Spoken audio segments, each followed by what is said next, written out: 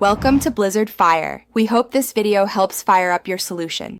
You're ready, open BandLab, pick the exact track, and insert the compressor effect now.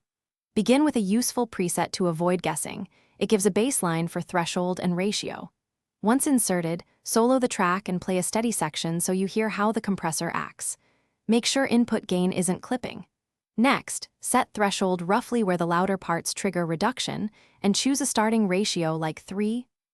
This gets you immediately into useful compression, without overdoing it. Now refine the sound. Set attack and release to control dynamics.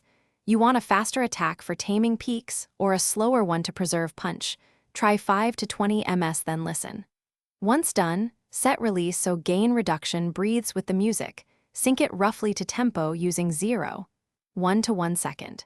Use makeup gain to bring the perceived level back up and watch the gain reduction meter as you tweak. Make sure compression responds musically rather than squashing transients. Finish by a /B testing. Switch dry/wet and compare bypass signal to the compressed version so you confirm improvements. Once satisfied, save your custom preset and export or render the mix. If things go wrong, diagnose immediately. Pumping or distortion usually means too much ratio or too fast attack. Reduce ratio, lengthen attack, or dial back makeup gain.